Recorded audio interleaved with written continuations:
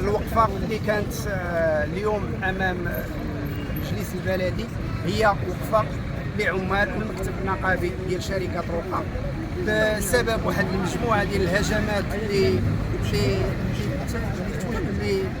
تلقاها لا عمال ولا مكتب نقابي من طرف إدارة الشركة اللي بغات تعصف جميع الحقوق والمكتسبات للإشارة. فاحنا كمكتب نقابي حققنا واحد جوج اتفاقيات جماعية، وللأسف في خضم النقاش والتفاوض على مشروع اتفاقية جماعية ثالثة تفاجئنا بأن إدارة الشركة كتراجع على جميع الاتفاقات وكتخرج بواحد التعسفات لا للعمال ولا للمكتب النقابي. ولهذا حنا هذه الوقفة كنذكروا بها السلطات المحلية باش تدخل ودير البصمة ديالها على أساس أن هذه الشركة ما غتكونش فوق من القانون. ولهذا كنطالبوا المسؤولين الوصيين على هذا القطاع انهم يتدخلوا بشكل قوي ويفرضوا تطبيق القانون. هذه وقفه من بيه واحد البرنامج نضالي اللي مسطرينه ان شاء الله اللي غنستمروا فيه للدفاع عن الحقوق ديالنا والمكتسبات ديالنا الى اخر رمق ان شاء الله.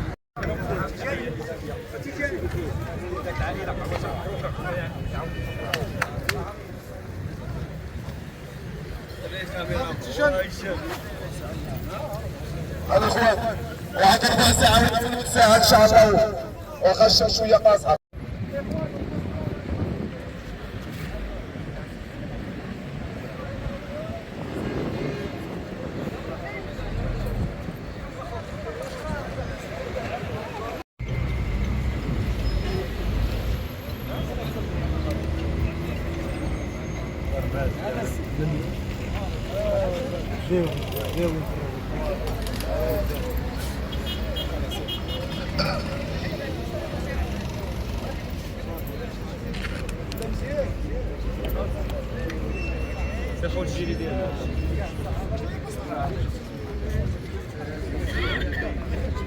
حي النضال المستمر، حي صهور السجن، حي النضال المستمر، حي صهور السجن، حي النضال المستمر، حي صهور السجن، حي النضال المستمر.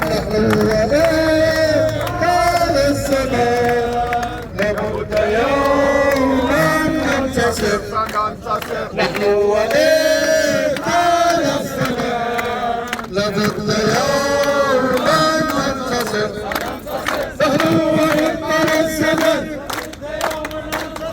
نحن وليد طال الزمان،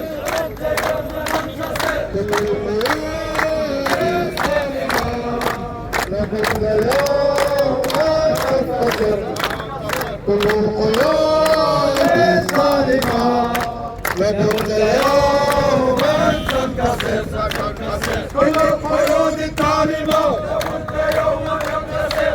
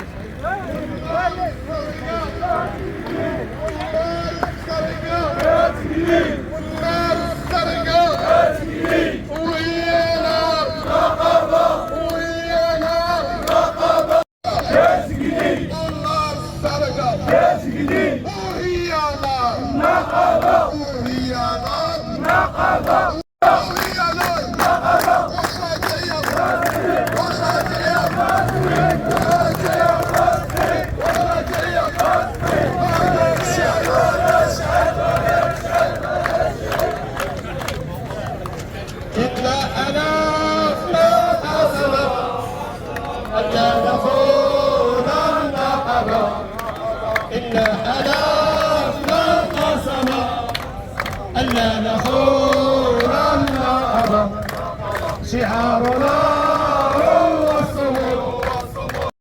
هذه التطورات غير مسبوقه ما عمرها كانت في التاريخ.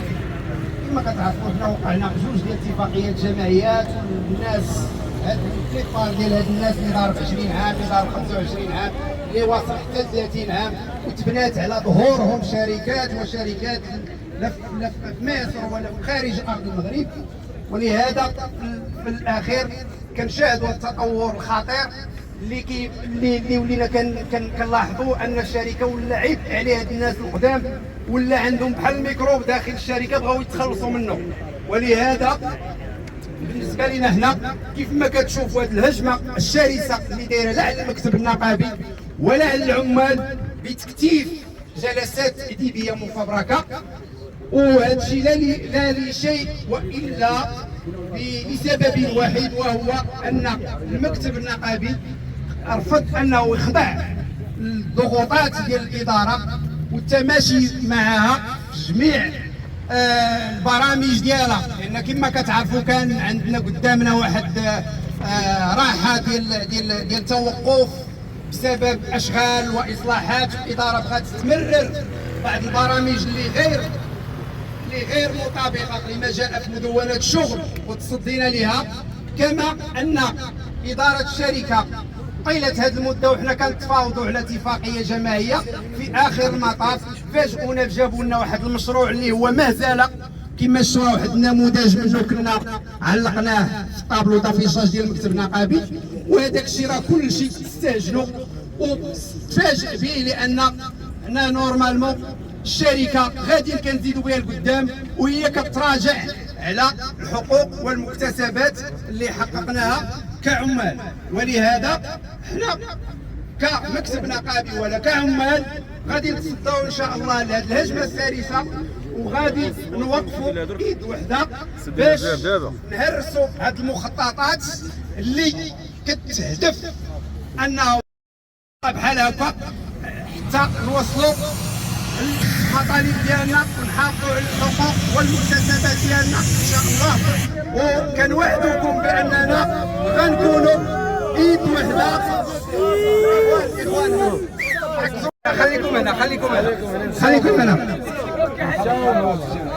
غنستمروا في النضال ديالنا لكسر هذه الهجمه وللوصول الى المطالب ديالنا ان شاء الله.